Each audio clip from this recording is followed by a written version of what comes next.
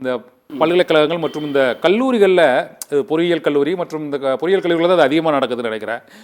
பொதுவாக அந்த ஒரு பிஜி படித்தவங்க, ஒரு போஸ்ட் கிராஜுவேட் படித்தவங்க வந்து அவங்க வந்து இந்த விரிவுரையாளராக ஒரு அசிஸ்டன்ட் லெக்சரராக தொடர்ந்து படிக்கிறாங்க. திரும்ப அதில் படிச்சுக்கிட்டே அவங்க வந்து அந்த பிஹெச்டி பண்ணுறது, அப்புறம் ஸ்லெட்டு நெட்டு அந்த செட்டு பாஸ் பண்ணுறது, தேசிய அளவிலான தகுதி தேர்வுலாம் பாஸ் பண்ணி அவங்க அந்த தொடர்ந்து அந்த விரிவுரையாளராக போகிறாங்க. சிலர் வந்து அது போகாமையே இந்த குறைவான அந்த யூஜிசி ஸ்கேல்லையே வராமலேயே இதுலேயே அவங்க அந்த ஆசிரியர் பணியை தொடரக்கூடிய ஒரு சூழ்நிலை நிலவுது. இதில் வந்து நன்மையும் இருக்குது, தீமையும் இருக்குது.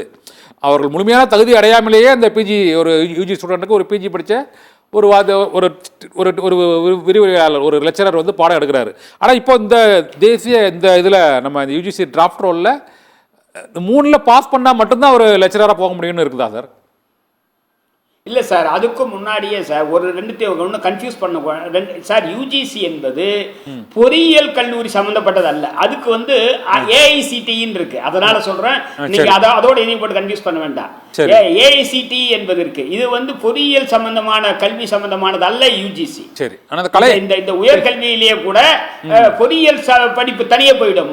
மருத்துவ கல்வி இதுல வராது, மெடிக்கல் கவுன்சில் கிட்ட போயிடும் அது. அதனால இது வந்து அது இல்லாத கலை அறிவியல் இந்த பிரச்சனை இருக்கல. கலை நான் பெறலாம் அதிகமாக அதில் அந்த பொறியியல் கல்லூரியில் இருக்குன்னு சொன்னேன். ஆனால் கலை அறிவியல் கல்லூரிகளில் கூட வந்து இந்த மாதிரி ஒரு பிஜி படித்தவங்க ஒரு யூஜி ஸ்டூடெண்ட்டுக்கு கிளாஸ் எடுக்கிறது நடக்குது சார். செலக்ட் பாஸ் பண்ணாதவங்க சார் அதான் சட்டம் அதை அனுமதிக்கல சார். சட்டத்திலேயே இன்னைக்கு சட்டத்திலேயே என்னன்னா சார், அப்ப அதை யூஜிசி கூட அதில் மாத்திக்கிட்டே இருக்காங்க. ஒரு முறை பிஹெச்டி வேணுன்றாங்க, ஒரு அப்புறம் பிஹெச்டி வேணாங்கிறாங்க, நெட் பாஸ் பண்ணா போதுன்றாங்க.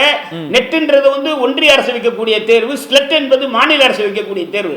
அதனால இதில் மாற்றிக்கொண்டே இருக்கிறார்கள் சார். இப்போ ஆனால் நான் முதுகலை படித்த போது, நான் முதுகலை படித்தேன் சார், எம்எஸ்சி மேத்தமெட்டிக்ஸ் படித்தேன். அப்ப எனக்கு இருந்த எல்லா வாத்தியாரும் எம்எஸ்சி படிச்சவங்க தான் சார். அப்போ அந்த நேரத்தில் அப்போ அதனால இது அதெல்லாம் பெரிய பிரச்சனை. சார் அதில் உங்களுக்கு அதுக்கான தகுதி இருக்கிறதான்னு பார்க்கலாம். நீங்க சொல்ற மாதிரி பிஹெச்டி வைக்கலாம் அல்லது எம்ஃபில் வைக்கலாம். என்ன உயர்கல்வி தகுதி என்பதை அந்தந்த மாநில அரசு தீர்மானிக்கணும் என் கருத்து. ஆனால் மாநில அரசுகளே ஆசிரியர் நியமனத்தை பொறுத்த வரைக்கும் யூஜிசி சொல்ற அந்த ரெகுலேஷனை ஒத்துக்கிறதா சொல்றாங்க. தமிழ்நாடு அரசு கூட சொல்லுது. விசிக்கு மட்டும்தான் அவங்க ஆட்சேபிக்கிறாங்க.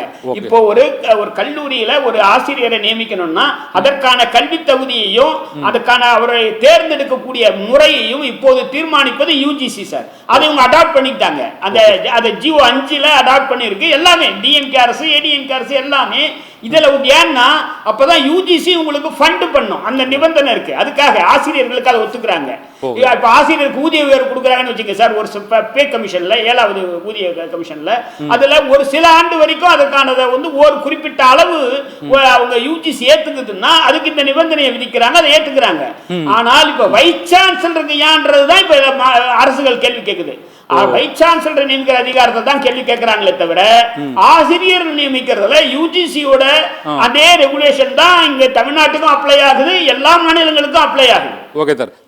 இன்னும் ஒரே ஒரு சட்டம் சம்பந்தமான ஒரு செய்தியை மட்டும் சொல்லணும்னு நினைக்கிறேன் சார். இந்த ரெகுலேஷன் என்பது யூஜிசி போடுறது, பார்லிமெண்ட் போடுறது அல்ல. சரி, அதனால இந்த ரெகுலேஷனே யூஜிசி சட்டத்துக்கு விரோதம், யூஜிசி சட்டத்துக்கு விரோதமானது. இந்த யூஜிசி ரெகுலேஷனே யூஜிசி சட்டத்துக்கு விரோதமானது அப்படின்னு சொல்லி இன்னைக்கு ஹிந்துல ஆச்சாரியான்றவர் எழுதி இருக்காரு. அது ஒரு விவாச்சல் தீர்ப்புகளும் இருக்கு. அதுல 2 விதமான தீர்ப்புகள் இருக்கு. அதுல என்னன்னா அதுக்கு பேர் சபார்டினேட் லெஜிஸ்லேஷன் பாங்க.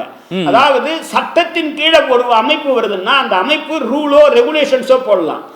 அந்த ரெகுலேஷன்ஸ் இருக்கு பாருங்க, அந்த ரெகுலேஷன்ஸ் ஒரு மாநில சட்டசபை போட்ட சட்டத்துக்கு மேல ஏறி உட்கார முடியாதுன்ற ஒரு கருத்து சொல்லப்படுது. அதை நான் கூட சரின்னு நினைக்கிறேன்.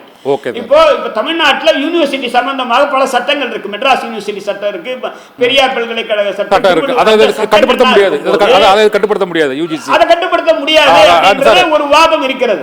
நீதியரசர் ஹரிபிரதாமன் சார், இந்த நீண்ட விவாதத்தில் ஒரு நிறைவாக உங்களோட கருத்து ஒரு கேள்வி நான் கேட்கிறேன். என்னன்னா, இந்த தேசிய கல்விக் கொள்கை 2020 இந்த யூஜிசியோட இந்த வரைவு நெறிமுறைகளும் பல இடங்கள்ல ஒத்து போறதாக ஒரு விமர்சனம் இருக்கு. அப்படி ஒத்து போற அம்சங்கள் வந்து என்ன சார்? நிறைவா சொல்லுங்க சார். இதுல சார் அதாவது நீட்டு மாதிரியே யூஜி பிஜியில் அதாவது பிஏ பிஎஸ்சி எம்ஏ எம்எஸ்சி மாணவர் சேர்க்கையில் ஒரு ஒற்றை தேர்வை வைத்து பண்றாங்க ஒண்ணு. என்பதும் ஒன்று. ரெண்டாவது வந்து எப்போது வேண்டுமானாலும் மாணவர்கள் வந்து கல்வியை விட்டு வெளில போறதுக்கான ஒரு அனுமதி இருக்கு. ஆமா ஆமா, டிராப்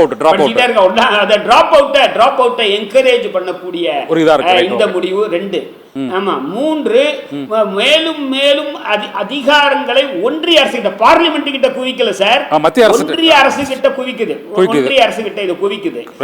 இதுல பாத்தீங்கன்னா அவங்க சொல்ற ஆள் தான் வைஸ் சான்சலரா இருப்பாங்க. 4, இதுல வந்து கல்வி ஒரு பின்புலம் இல்லாத இண்டஸ்ட்ரி துணைவேந்தர் ஆகலாம் சொல்லக்கூடியதெல்லாம் முழுக்க முழுக்க வந்து இப்ப புதிய கல்விக் கொள்கையினுடைய அம்சங்களை பிரதிபலிப்பதாக இருப்பதாக நான் கருதுறேன் சார்.